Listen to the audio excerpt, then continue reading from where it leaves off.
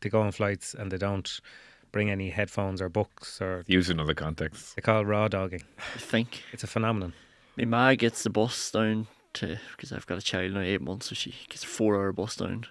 But she doesn't do anything. She just sits there. Yeah, like normal people used to do. Yeah, so I'm always like, do you want headphones or anything? You were flying to Tokyo in the 1980s and you forgot to bring your paperback. You just sit there. Smoke fags. That's what Actually, you know what? Let's talk about this. Too much good material hitting the cutting room floor. Okay, good to go. Yep. Yeah, you already told me, it's fine. It's Bits and Bobs time on a Thursday, our first in 2 weeks. It's been too long. Joe is back on Monday. I actually can't wait to have him back. But that's not a slight on our two guests, because we have two mainstays of the Bits and Bobs universe, Conor McKeown. Conán, how are you? And Will Slattery. Hi, Conor. How he's getting on. So full disclosure, lads, I had to do a drop off there. My family were down, so I had to drop my mum at the airport bus stop. So I might be speaking a bit faster than normal. I don't think I should be in the presenting seat here. When I have family down from Derry, I immediately go back into the... Really, yeah. The Derry accent, so what, ratchets up a notch? Listen, hopefully I don't lose the accent too much, but it's just trying to be more clear. The rest of the time you enunciate with sort of sparkling urban... So the order of the day, I'm going to go through a few emails. Shane Curran has left the Carlow job. He was manager. He's left mid-season. He's only been in charge for 7 games. Championship is in 9 days' time now, so they're looking for a new manager. Trent Alexander Arnold moved closer to making the Real Madrid move official. Cristiano Ronaldo versus the media. We have an interesting chat around that. I think we can sort of broaden that out. And training trips abroad. That's all on the menu. We already have a rugby show in your feed if you missed it. I think, Will, were you in the presenter's chair for that? I was, yeah. Myself, Keane and Rudd. An hour on the Lions announcement yesterday and all the provincial action and the Women's Six Nations, so plenty there. Conor, if you're looking for something to download for your flight. Yeah.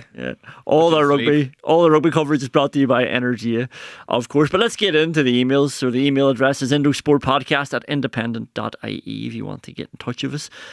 Remember the secret goalkeeper we had a few weeks ago? He's disappeared, and I thought we give him a bit of a slagging, but that's why I think he's gone back like the Homer Simpson into the bush. I feel like we were probably a little mean about him. Yeah, but we did encourage mostly, him. me slightly. Oh, we did encourage him to reach out, but he might not have gotten that far. I said I wanted the secret goalkeeper to be a recurring character on Bits and Bobs, but he hasn't gotten back since. So do reach out if you are the secret goalkeeper, whoever you are.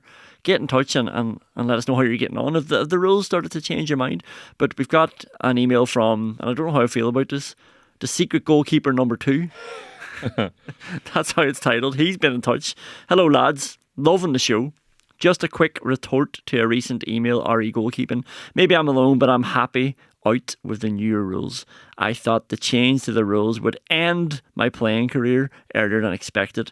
I agree with the less busy nature of the job, with the 2-pointers taking preference in early league games so far, rather than teams going for the jugular. A real pet peeve of mine are the palmed goals.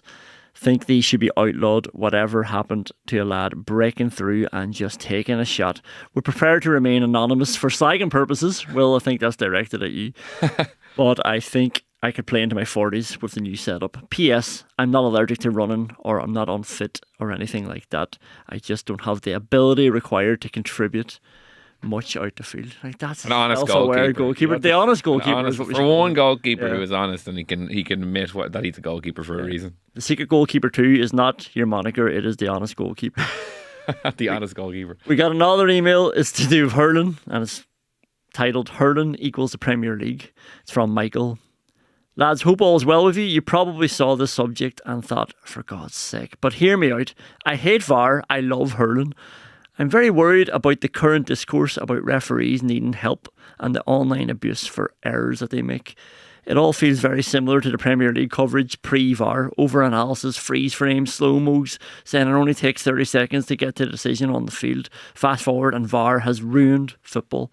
The players and the players only are the ones who can help referees. Diving has crept into hurling at a fast rate and we just ignored or let it slide. Why? Their families might be watching, etc., but we don't have these concerns when it comes to the referees. We slow down, use freeze frames, we pause incidents referees only see once and lambast them and question their fitness and ability. The discourse needs to change, otherwise the fastest sport in the world will be no more.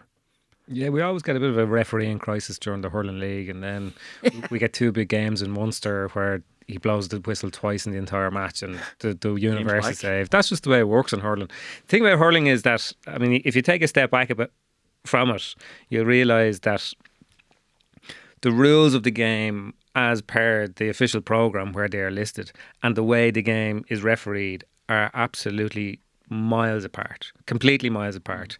But there's this kind of accepted level of, you know, it's kind of like a it's almost like a buffet, a carvery of certain rules that we can break in certain ways that are kind of acceptable because there's a universal acceptance of how the game should be played. And the bits in between the actual rules, the way they're written, and the rules, the way they're played, is the bit that causes the most tension. And there's always a crackdown on everything. If it's not hand passes, it's head-high tackles, it's whatever else. But I agree with the sentiments of that email because referee or managers and players will give out about referees non-stop. Of course they will, because it's something that's out of their control and they can be wronged. Yeah. But if they weren't, like, they're players, they'll go around, they'll dive, they'll cheat, they'll foul, they'll do all these things trying to deceive a referee. And in that situation, the referee is only one person and they can only do so much. And I think we have to at least take referees on their bona fides. They all go out there to referee the game as best they can. And they're in this weird space where not only do they have to referee the game as best they can, they have to referee the game the way the two teams are assuming and the crowd are assuming it's going to be refereed, which technically is with letting loads of fouls go the whole time. That's the funny thing. Like, up till this kind of crackdown, I would say hurling has, the point you make is a good one, has been refereed as far away from the actual rule book as any sport in the world. More than any sport in the entire world. I can't think of another one. Remember that Munster final? It was Clare Limerick maybe 2 years ago, and the refereeing performance that day, I don't recall the referee, but was hailed as the greatest. Oh, well, he let it flow. Some of the tackles that were allowed were outrageous, and he never actually got appointed again, I don't think, for the rest of the championship, because the powers that be obviously thought, oh, maybe this isn't a good look that the best refereeing performance, you know, quote unquote, has been one where, like, there was outrageous tackles just being, you know, play on. It's why people love hurling, but it's just, as you say, it's a funny quirk that there's, like, imagine watching any other sport where, like, you know, and it does happen, I guess, in occasional matches where, like, you know, the rules aren't really being applied. Now they are in this case, but, like, traditionally very heavy contact, which is what you like to see as a supporter, but it is funny. It's a massive divergence from what it ought to be technically. And you know what? The thing is, the reason that won't change is it kind of works. You know, like, we get this every year. Players are a little bit unfit at the start of the league compared to where they ultimately will be in the championship. The game is sort of not quite. And then when you get to the championship, generally all those factors come together to make hurling the most watchable sport around during the summer. Yeah. And unless there's some sort of big crisis this year, like even the thrown hand pass, I know people say all the time it's such an epidemic and blah, blah, blah. But I know hurlers and they'll tell you very few hand passes are actually thrown. You've been coached all your life to let the thing and have a little movement of your hand. It's not natural to throw the ball. It feels completely weird, but it's just about whether the referee will accept that it was a tiny attempt to move the ball from the hand before they did the strike. Yeah. So, you know, there's, I suppose in hurling there's a bigger grey area, I think, between the rules and the way the game is played, and that grey area is the problem. I remember Brian Cody years ago used to give out non-stop, not about referees, but he gave out about referees' assessors. That's what his problem was. That there was somebody up in the press box or up in the stands that was reviewing an itemised review of a referee's performance. But what you're saying there is, like, the referee's assessor is removed from the game and they know what the referee should and shouldn't be doing as per the rules. And that's what a referee's assessor is there to do, is to say how close to the rules have actually refereed it. So that affected the referee's performance? Yeah, and that's what affected the referee's performance. But all it's doing is dragging them back to what the actual rules are. The let it flow nature of hurling has become ingrained in the sport to the degree that the players play like that. Like, think about, say, the Dublin Kerry final in 2023. James McCarthy has a real kind of couple of heavy challenges early doors that he got away with. Ordinarily, you would think he might have gotten 2 yellow cards. People weren't happy with that at the time. They were like, "Oh, that definitely," because, like, you're not used to seeing those sorts of challenges, like, let go in football without a sanction. I don't think people were saying that was a great bit of letting it flow by the referee. Were they? Like, I think football and the culture of football is a little bit different. I think in football there is more praise for a referee's performance if they Stricter there. well, it's just that it's so David Goff. yeah, David Goff that year when he sent Johnny Cooper off, you know, the technicality of fouling and tackling, because it's such again a bit of a grey area. Yeah. I think the referee gets more praise in Gaelic football for actually applying the rules. That's my read of it. Well, that's sure. David Goff is so black and white with the rules. He's got common sense and he knows the feel of a game, but he knows the rule book inside out. And I think because he's so learned about the rule book, people just sort of assume that he's got it right. It's like, well, you know, he's obviously he knows more than me, so let's just give him the benefit. Johnny Murphy refereed the All Ireland hurling final and was like deemed to have had a great game. And then obviously there was that incident at the end. But like I remember Johnny Murphy did a league game between Dublin and Wexford about 4 years ago, and he booked like 20 something players, and it wasn't a game for 20 something players to be booked. But clearly what he was doing was the very sort of letter of the law book definition of what a foul and what a yellow card and everything else is, because there was some meeting of the referees committee and there was an edict and everything else, and for that he was absolutely lambasted as a referee. He was like, look, you can't let this fella in. He's ruining the game. But what we're saying here is you're ruining the game by actually applying the rules. So I suppose unless everybody is totally au fait with what exactly you're going to get away with and what you're not, you have to do something as a referee. And I think we're actually lucky that referees in the main in hurling are former hurlers, have been around hurling teams, have coached hurling teams and everything else. And they understand that language as well. Because it is kind of mad when you watch the Sunday game and they're saying, well, he's not that kind of hurling and why didn't they let it flow? And it's like, well, here's the rule. Like, like you either apply it or you don't. But it's almost like the laws of hurling, the real laws of hurling, the kind of warrior laws of hurling supersede everything. Streets laws. This doesn't sound anything like Verney and Eddie Brennan and John Milan, by the way. This is different. No, and like the only thing that I don't like is, because I agree with what you're saying and the job of a referee, and it is thankless. I don't know, to be honest, who would volunteer themselves to be a referee, especially at club level, because no matter what you do, you're just going to be a full team squad. Manager's not happy with you. But I hate, when a referee has made a mistake, but then the backlash is sort of, it's protecting the referee, and I get that. But often there's no sympathy for the team who've trained all year, they've had dreams their whole lives, they've, put in so many hours to sacrifice themselves for the game as well, for the good of the game, if you want to get into it. But it comes back to the VAR debate as well, like players are fallible, they'll make mistakes. Managers are fallible, they make mistakes. Yeah. If you lose by a point and the referee has made one bad decision, well then, there's an acceptance here that the referee is fallible because they're human as well. So, win by 2 points. So that's the only thing you can do. Oh. I remember the Derry Kerry game. I'm sure you remember it in 2023. They got the All-Ireland semi-final. Played so well. 2 points up, 6 minutes to go. Look, we can get into a review of it if you want. But I remember coming away, and that was the vibes. People were complaining about the ref, and then you obviously get the sort of older statesmen in the group who are like, no, we just need to leave out the ref, we need to win by more. And I was like, well, why should the bar be higher for us? Like, why do we need to do that? But that's obviously the wisdom that everybody applies now. The last email, I think it's for you, Conor. It's from Kieran. Said about Rory McIlroy wants more coverage of his Players' Championship win, but now looking ahead to next Monday week. Yeah. Well, he's out today. He's actually out at the moment in Texas. To be fair, I was off for a week and so was Joe. So that was a lot of the kind of golf. I don't know if they wanted myself and Conán talking with Rory McIlroy. To be fair, myself and Shane touched on it yesterday. Shane, you gave a little bit of a preview for the event this weekend, but yeah, we've been probably slacking on the Rory coverage. Now, I'm doing a bit about Rory for either Saturday week or Sunday week at the moment. And I suppose it being April, we're in the national pastime for confecting reasons why Rory McIlroy might win the Masters. But I think it's easier to do it this year because, I went back to last year on the Friday at Augusta when the wind was up really high and it took over 6 hours to play the round. And everything about Rory's game that day was so frustrated. He lost rhythm in his swing. And he started working with Bob Rotella now recently as well. And Bob Rotella would be one of these guys that's very much a kind of a mind guru. And the thing about Rory, and Joe will make this point as well, is that he's a trier. He's not the sort of fella who'll just go, oh, right, I'll give it another go next year. He has spent the last year, first of all, developing his shot repertoire, which was showed at the Players, particularly in the playoff. He hit a little sawn-off shot on the 17th that he doesn't have in his bag. Meanwhile, JJ Spawn didn't have it and he went in the water, and that was the winning of it. So he's actually expanded his repertoire, because there's this great fallacy, or not a fallacy, but there's this cliche that Augusta is built for Rory McIlroy's game. It is in certain conditions. When there's no wind, there's no delays and there's no pressure. but you can't control that.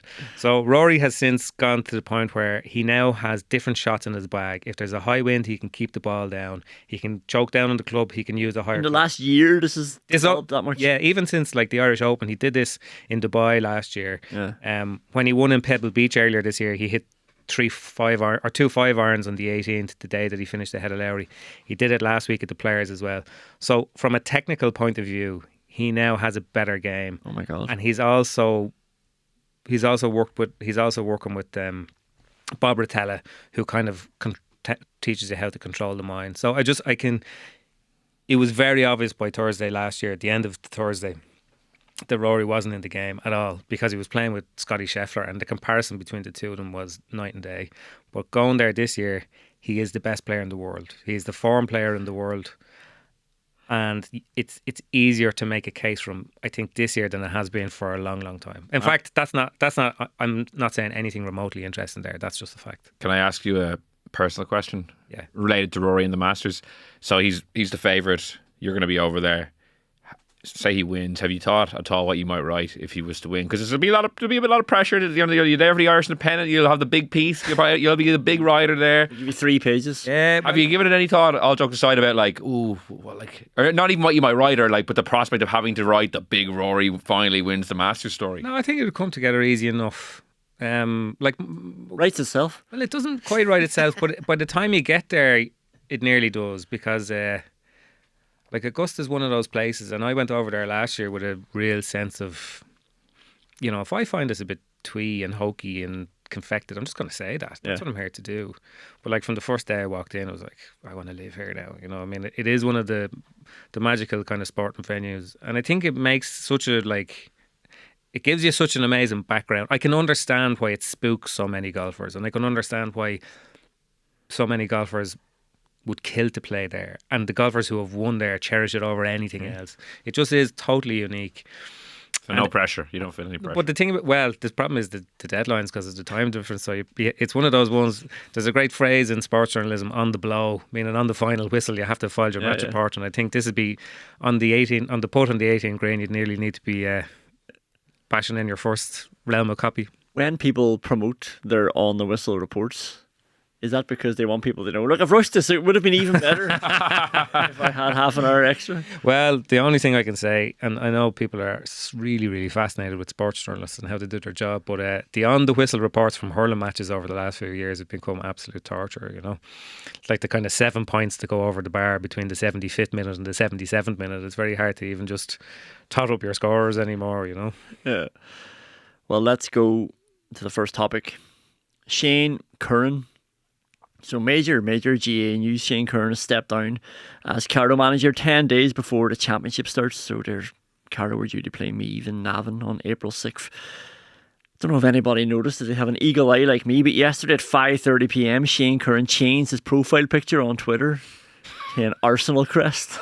It used to be an Arsenal crest. Yeah, it went back to the Arsenal crest. Shane's got a season ticket as well. So. Yeah, so this would have been the warning for all of us before the news came out. The county board statement said Shane Curran has informed Carlow GA that he and his backroom team are stepping away from the management of the Carlow senior football team with immediate effect.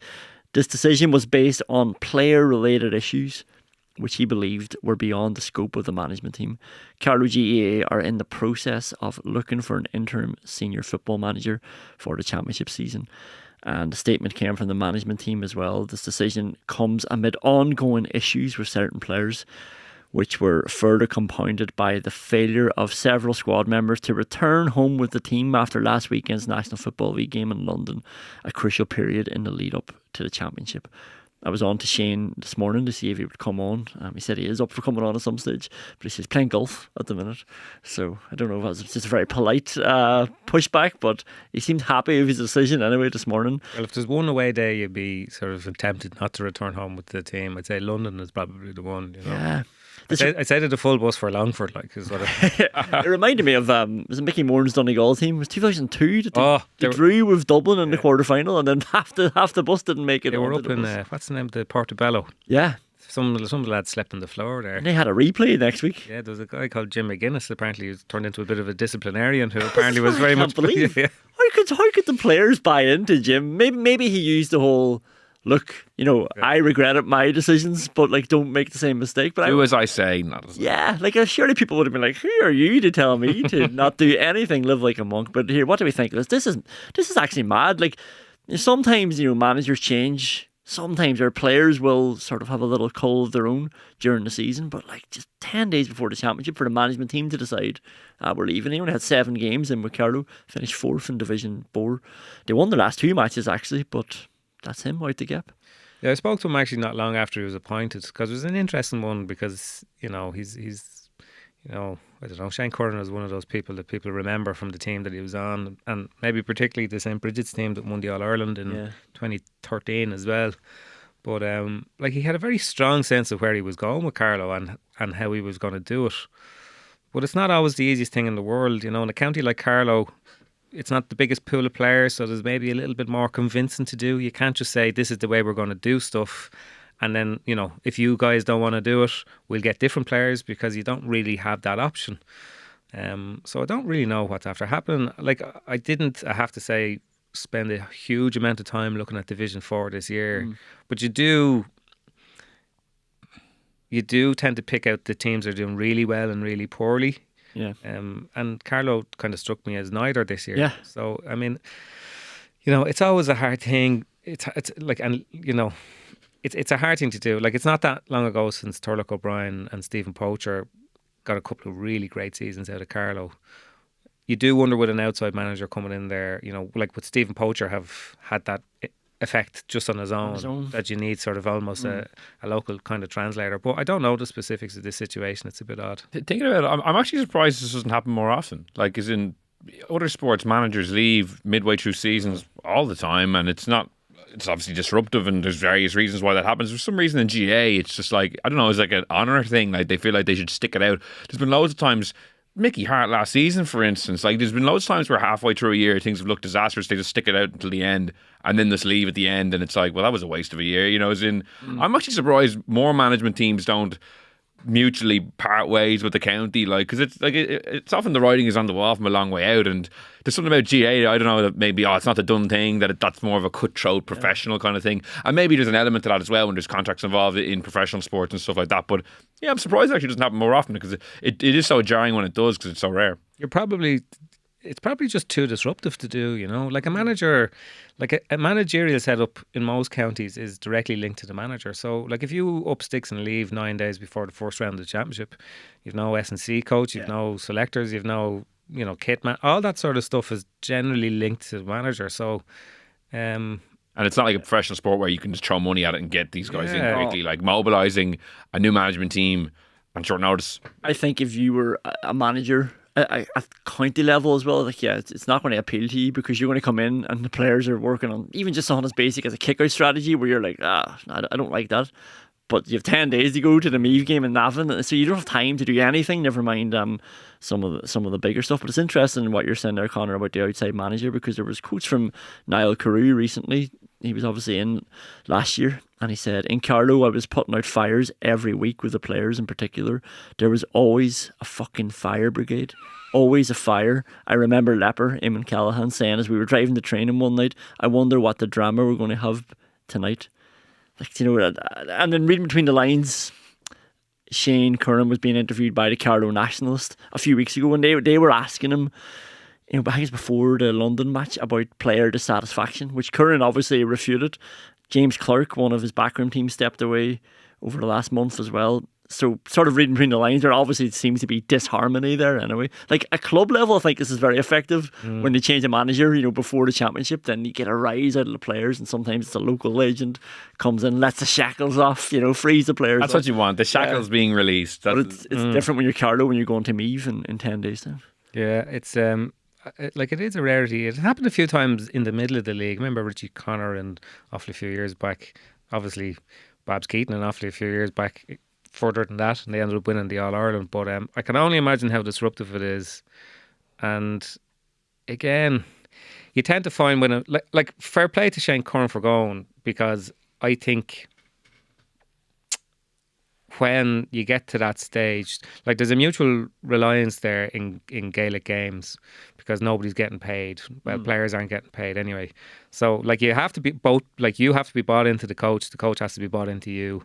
And if you know it's not going to happen, you're better off. Like once a manager, and I don't know that this is the case, that Shane Curran lost the dressing room, but I'm just reading between the lines of some players didn't return on with the team from London. But when you're in that situation and you don't feel that you have everybody completely behind you doing exactly what you want, walking away is the only option. Yeah. It's the only option, because otherwise it's just like you're just wasting time. Yeah, I think that's hard to sort of swallow if you're a manager. Yeah, I don't think I would sort of stick around as well. Like you're either managing the team or you're not. Like I always wonder what managers say in counties when they initially go in. Okay, it's grand if you're going in as the Kerry manager. Lads, we have to win the All-Ireland. Everybody understands when you're in the room. Yeah. But what's the first thing you do when you go in as manager of Carlow or 25 of the counties in the country, you know? I always wonder, and like speaking to people who have done it in the past, they said the best thing that you have to do, the first thing you have to do is talk to the players and say, right, what is it that you want to achieve? Where do you want to go? Because once they identify that and you say, okay, well, I have the information, I'll provide the expertise, this is how long it's going to take us, and you have to do what I say. After that, it's on them. Yeah. And that's really the only way I think that you can motivate players in this situation. Because you go in and say, oh, well, I want to get promoted and I want to get to a Leinster final and I want to, that doesn't work. You have to tap into what the players actually want to do themselves, because that's the way they're going to push themselves more. Because effectively what it all comes down to is people pushing themselves as hard as they possibly can. That's how you make progress. Well, one person pushing himself as far as he possibly can is Trent Alexander Arnold. Don't cover your face, Conor.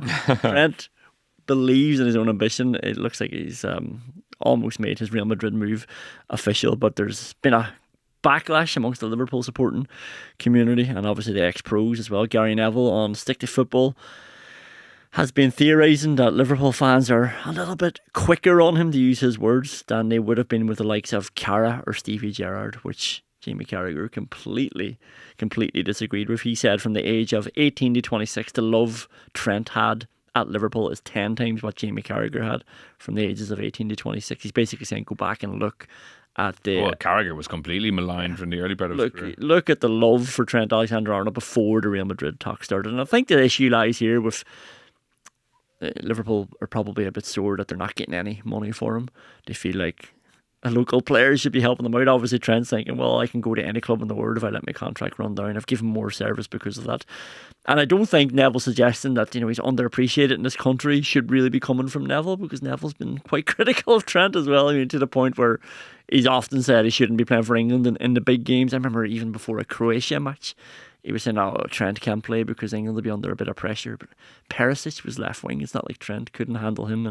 And people don't often look at what Trent could bring to the table as well. But, Will, the Liverpool cartel are not happy. Yeah, it's funny because I think it's just a viable anger if you're pointing to the no fee. Like, as in a player who would command the guts of, what would it be, 70, 80 million? More, yeah. Yeah, 100, whatever. Like, that's a lot of money that you could use to rebuild a team. So I could see why people would be annoyed at that. I have been surprised at how vitriolic some of the reaction seems to be, now judging from some social media stuff. I'm not sure how representative it is, but it was kind of well flagged that he'd be leaving. And like, there's a kind of a guy in Conor Bradley who looks like a really good player who could step in. Like, there will probably be more players coming into the summer. It's not like if Gerrard had left that time when they were burning his jerseys, he was like the only like real marquee player they had. Liverpool, I suppose, depending on what happens with some of their other contract players like Van Dijk and Salah, there's still a lot of good players there. So I have been a bit surprised with how kind of strong the reaction has been. I think the reaction probably shows how much they love him. Yeah. Because I think if this was Carragher going to Real Madrid, it wouldn't be as hateful and as spiteful. Like, this feels like a bad breakup. Dare say it, I know we're all thinking the same example. This feels like Jack Grealish leaving Aston Villa to go to Man City. Well, I saw an interview that I don't think I've ever come across a Trent Alexander Arnold interview before. Either because he hasn't come on my radar or hasn't been that interesting. But I remember about 6-7 months ago, he gave some interview where he said that he had ambitions to win a Ballon d'Or, which sort of made me sort of cry on the inside that this was a thing now. Players don't say that they want to win a Premier League or Champions League. They want to win an individual award. Well, he said he'd prefer to win that as well. Yeah, but like generally what that translates to in the world of football is, I'm going to join Real Madrid. Because that's what that means. Yeah. So Talking about winning the Ballon d'Or is a massive red flag. yeah, As an individual, I'm just like, oh, you're one of those people. yeah, even like all that, because I think I missed a meeting with all this Ballon d'Or thing, because remember that time Rio Ferdinand was roaring and shouting Ballon d'Or Vinicius with Jr. Vinicius, and I was like, what? Why is this? Why are people talking about this? This is sort of it's not as if you're at the All Ireland final next year and David Clifford scores a goal. It's not. Like, do people really care who wins? I don't know. Like, I feel like if you ask, like, even the most diehard football fans and put down a sheet of paper and say, write down the last, 15 winners, like, obviously, Messi, okay, not a good example, but maybe if you went, a time when they weren't so dominant, I don't think people would be able to recall unbelievably who won them. Like, it's kind of an interesting thing in some ways, but like, also, I don't care who wins the Ballon d'Or. No, don't give a shit. I don't think it changed my view of Benzema, for example. No. Same view I always had of him. In Like, my head. it says more about the people giving out about it, like Vinicius Jr., than it does about like who wins it. Like Rodri won it last year. Who cares? Like, Nobody cares. Did you say something about Ronaldo? Yeah, go on. Hang on, look at this. Look at what the are the next. chances? It's Cristiano Ronaldo. In his press conference for the Portugal national team, he's been hitting out at the media. He's been hitting out at press conference etiquette, which I thought, 3 budding sports journalists here, like, we'd be interested in getting our teeth into this one. Basically, he came out against the negativity surrounding the Portugal national team. He said, I've seen the press conferences in recent days. I don't like it. And I like this. It's like, here's the leader of the Portugal team coming in now saying, I don't like what's happening. I'm going to stand up for my teammates here. And one of the things he went off on a rant on was the lack of respect about the way the questions are asked. Basically, someone asks a question, then they look away. Cristiano Ronaldo says, don't ask me a question and then look down at your computer. You should be looking me in the eye. This is brilliant. This is good stuff. Yeah, I didn't even like. I like. That's 2 things now that I've really admired Cristiano Ronaldo for. There's that, and do you remember that clip of the penalty shootouts when he says to Gian Moutinho, "Take, whatever he says to him, take the penalty. Don't worry about messing." It's up to the gods. It's up to the gods. There's just something about that I really, really admire. And telling journalists to look him in the eye, I totally agree with him as well. The number of press conferences you're there and journalists are looking down at their feet, and I know it is a sort of a weird, contrived, awkward situation to be talking to people who, in a lot of cases, don't really want to be there, and but like, all you can do is like put your best foot forward. Like, ask your questions. Don't make them too flowery. Don't make presumptions. My least favourite thing, I know we've already gotten off the topic here, but my least favourite thing is where people project their own feelings onto the question and assume that the person answering the question would feel the same thing of them as well. So I'm totally with Cristiano on this. a real crush there. It's like, talk about and then you just state an opinion. Like, Yeah. oh, talk about how terrible you were today. Like, remember the one that the Nigerian manager getting grilled by like a BBC Africa reporter. It's like, tell me how bad you were today. Yeah. I remember in 2013, Jim Gavin got a load of flack. Was it 2013 or 16? He got a load of flack because somebody asked him whether he felt sorry for Mayo. And Jim said something like, oh yeah, well, we've lost, I think they lost the league final, so it must have been 17, was it? 17 maybe, yeah. There was 17. He said, but we know what it's like to lose a big game.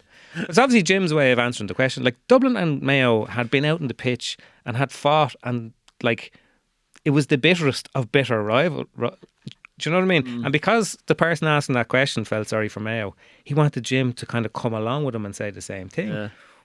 But like, I'm sure the same fella didn't go into the Mayo dressing room and say, come here, are you delighted for the Dubs after winning 3 in a row? Do you know what I mean? But there you are, that's a journalist projecting what they assume to be the story to another. And you're funny about like how they're contrived to a degree, because like, there's lots of questions that I'm sure like Jim Gavin would be like, or whoever, like what are you? That's a fucking stupid question. Like, I honestly asked me that, but they obviously are like, oh yeah, like one game at a time. But there's like, like there's a degree of like kind of pleasantries that like really ought not to exist with some of the questions and interactions that are being had. My general rule of thumb is, particularly in, say this time of year where there might only be a couple of other journalists, so the thing doesn't run itself, is one warm-up question, what did you think of that sort of thing? Then the question about the penalty or the incident, and then you get straight into the,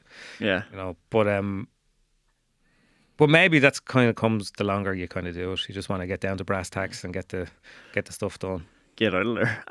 I used to think if I asked a good question, the player, the manager, they would like me more than Conor. Like, oh, this guy knows what he's talking about. I mean, like a kind of a tactical. I would try, yeah, because I know, because when you're saying about what the worst thing in a press conference is, I think the worst thing is when somebody gives a 2-minute tactical analysis before asking their question. Sometimes you forget to ask the question, but a little bit of that will. I want them to know. I know myself. This is all journalists here, but me, we know our onions. Yeah, we analyse football. So I think I always thought I'd try to put myself above. Elevate yourself. Elevate myself. Although that's fair enough. Robbie Keane, actually, there's an article before I joined here. There's an article about me. Robbie Keane puts down reporter at press conference, and there's a video and everyone laughing at me in the press conference. I still hear the laughs. What was the question? I was actually being very kind to Robbie Keane. He was talking. I think before the Bosnia playoffs, and Robbie Keane wasn't playing, but he was talking about the need for Ireland to score more goals, because I think under Martin O'Neill there was a real battle every time the press conference came to Martin O'Neill's, or the journalists came to Martin O'Neill's press conferences, and yeah, that was all to do a lot of the time about how Ireland were playing or were they scoring enough goals, and Keane was also feeding into that, but he wasn't playing at the time. So I said, oh, you talked about scoring more goals, or the need to score more goals. Is it worth reminding the manager? And he just shut me off before I even got there and said, I don't think I need to. I think 67 goals does that. I think he had 67 at the time. And the laughs of the room. The laughs of the room. I don't think that's fair to say you were put in your place. I think that he was kind of putting. I'll put in my place. Yeah. Because I didn't get to ask another question. So it was almost like, Robbie, back to the adult questions here. It is funny when you're like in a press conference, and it's very, I haven't had to do it in a while, but like you have some sort of exchange with whoever it is, a player or a manager, and you're kind of all of a sudden it's kind of a thing, like it's not just a question answer and it goes on, like you piss each other off and there's some sort of thing, and like the eyes are all on you, and if it's videoed it's even funnier. Like yeah, I've been in, I don't know how many press conferences, post-match previews, all that sort of stuff. It must be like thousands and thousands, but I can remember like the 7 ever that were, where somebody got suitably riled, or there was a row about something, or do you know what I mean? Have you had any good, like, times where you've really clashed with like a manager or something? I haven't personally, no. Like, I do remember John Kiley, the time he came in to the press conference after Limerick got to the final for that first time, and like he was so wired. Yeah. And he was like, I'm going to shut, if anybody tries to contact any of the players between now and the All-Ireland final, I'm going to shut the whole thing down. And like, it was like, Jesus, like that was not the energy we expected to come in. I remember when somebody asked Brian Cody a question after Kilkenny were beaten the year they were going for 5 in a row, and it was the sort of silly question that you ask just so you can get the expected response, but it was like, do you think this is a watershed now for hurling, the fact that Kilkenny beaten? And Cody filleted your man. I mean, yeah. Jesus Christ, it was like watching a car crash. I was there when Billy Morgan put a tape recorder into his tracksuit bottoms because the person it was outside the dressing room on the Hogan stand. Into his pocket? No, like down the front of his tracksuit bottoms, because the person who asked the question, I think Billy was having a bit of a war with their paper at the time, and then he disappeared into the dressing room, and like an emissary came out with the tape recorder, like, which was already like, even the record button was still pressed down. Oh god! So no, I've seen a few like that, but generally you kind of brush them off. Sometimes you do get the impression that, particularly at the start, that people are a little bit can be a small bit starstruck by. Yeah, I definitely would have been guilty. That is a problem, like, do you know what I mean? Because it creates if you're asking questions, like I would like. Imagine asking Cristiano Ronaldo a question. Do you know what I mean? I wouldn't know how to react like that. Yeah. It's funny because when I was real young, maybe just out of college, and I went, it was like a Leinster press conference for the first time, and like I was determined to go in and like with punchy questions. Yeah. Like this was after a Glasgow match. It wasn't like before a Champions Cup final. And I remember like I had I was like, what about this and what about that and what about this, and like probably looking back, I made a complete fool of myself. But I was determined not to be like just there to I don't know, make up the numbers, or just to be like, oh, the great Leinster players. I wanted to kind of stamp my journalistic authority on this URC press conference, and I think I did, but also looked like a twat probably as well. The only time I think I've ever been I'm sure I have been starstruck in another sort of realm of living, but the only time I've ever been starstruck in this job in 20 years, completely out of the blue. Brian Cullen. No, I went down to the All-Ireland semi-final press conference in 2016 in the Breton Hotel in Killarney. And we got there, and at the time it was like a couple of members of management and 3 players or something like that. And the Kerry PRO, very nice fella at the time, he says, he says, Morris will be here as well. And I was like, what? He says, Morris will be here as well. I was like, Morris. And I'd forgotten that Maurice Fitzgerald was a selector under Eamon Fitzmaurice. And I was like, Maurice Fitzgerald is going to be here. He's like, I was like, I thought like Maurice Fitzgerald only existed in sort of superhero comics. And Maurice came in and he's long and lean and tanned. And I swear to God, sitting there, I was actually starstruck talking to him. Wow. He was as close to me as you are. Yeah. And like that was the only time I think I've ever been starstruck in the thing. All I wanted to do was ask him about, kicking the ball over the bar and Turles and all the rest of it. And all he wanted to not talk about was everything that any of us wanted to talk about, But that was just because there's certain players, particularly in Gaelic games, when you can sort of be brilliant on the biggest stage, but also keep a low profile the rest of the time. There's certain people that attain sort of mythical status. They're like unicorns or something, and Maurice is definitely one of them. Did you say something about Kilkenny there a couple of minutes ago? Yeah, I did, yeah. So just show me the running order now. And I can... Michael Verney had a piece. Listen to this line. The Kilkenny hurlers have broken with tradition after setting off for the first warm weather training camp abroad last weekend. What do we think about that? I mean, that is a risky one because not they always bring everything back to Derry and Aston Villa, but Derry went on their first ever training camp abroad. After the league, they won the league. They won 2 Ulsters, won the league, went on a warm weather training camp. Basically haven't won a game since. And Enda McGinley alluded to something that happened on that training camp on RT against Armagh last year, and he was like, on that training camp, it's like, I need to know more. Like, it's a well-fabled like the White Lotus or something. It's like, see, there was supposed to be a fight and stuff between some players. But sometimes, like, that's a good thing. Like, okay. You always hear, like, oh, what? Like, I mean, I'm actually hearing it now about the Derry team just got relegated. What they need before the Donegal game is a big piss-up, and boys, they beat the crap out of each other, then everything will be good. So, it's like, it depends how you go. It's kind of mad. The one thing that the Dublin footballers didn't do under Jim Gavin was go away on these pre-season training camps. And I remember talking to Jim back in the days when he was a bit more kind of revealing. Martin Kennedy was training the team, and actually, incidentally, he's back involved now, doing a lot of S&C. And I think their whole theory behind it was that they needed something that they could replicate. So instead of going away on a big one to Spain or Portugal, they would go away on, say, a couple of training camps to Carton House, where you can do the same sort of stuff, but you can do it before all, and becomes more of a rhythm thing. So they never did it. I know they did that trip to France where they visited all the war memorials, but like, and I know people have a hard time believing this, but I know for a fact it was not a training camp. That whatever happened over there was very little training done on it. So they had a like a whole policy that they just didn't do it. Yeah. But and I like the Dublin footballers are doing it. I don't know if they're doing it this year, but they have done it since under Tessie Farr. But it was interesting that Jim Gavin didn't like doing it.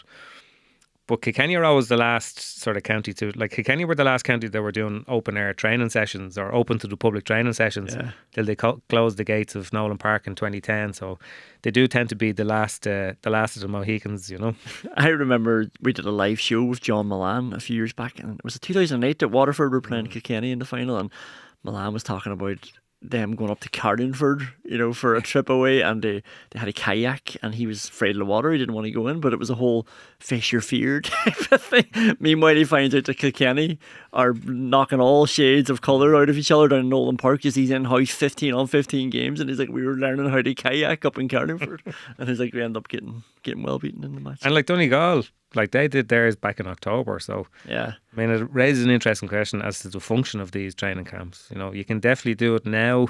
So you get players together. It's a very concentrated span of time. You train a couple of times a day. You do a lot of video work. You tune up. That's great. So you're set for the championship. But like Donegal, obviously that was a kind of a setting your stall out for a year. That was almost a kind of a, here we are. We're the group. This is what we're going to do for the year.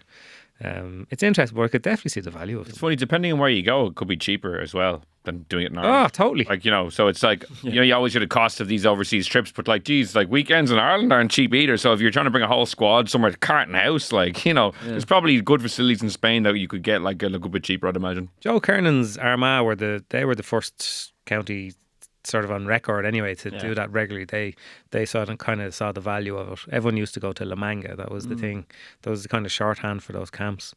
But you can definitely see why they would work. Of course they would. The only problem is you'd be coming home and all of a sudden it's you're coming home and you're playing a football match in the snow and the wind, which is, you definitely weren't getting for 2 weeks in Portugal. I think it's just it's mostly the contact time, isn't it? Like living like a professional for a week or whatever it is. You could do that obviously in Foda Island or wherever. There I used to go to Meath, I don't know where it was, but yeah, like we did that coaching episode last week on the Indo Sport podcast, and people were talking, all the coaches kept talking about that's the most important thing of winning teams is having time together. So see why Jim McGuinness did it as well. Like, here's how we're playing with the new rules, here's the plan for the year ahead, and I'm sure they actually stick to it as well, unlike other teams where it's like they have the plan and then something goes wrong and then everything just gets torn up. And yeah, especially for football teams, because like they've only had this latest version, albeit it's only a slight tweak from before. But they've only had this latest version for a couple of weeks where the goalkeeper is more or less kind of shackled. So, you're not going to have a whole load of time to prepare for that. So, if you have 2 training sessions a day for 10 days or a week or whatever, bring on a huge amount. Yeah. That's all we have time for, man. Thanks a million. How do you find this? Is our first Bits and Bobs together? Of course it was. Joe's normally in the Bits and Bobs chair. It was, yeah. We kind of road tested the other day. Connor came over to the desk. You're pacing ahead of your big presenting gig on Monday. And we did kind of test drove some of these ideas. We knew we had chemistry, and it was like, let's start a podcast. Potentially. Well, thanks a million for listening. Thank you for joining me, Will and Connor. Cheers, Conán. Thanks, Conor.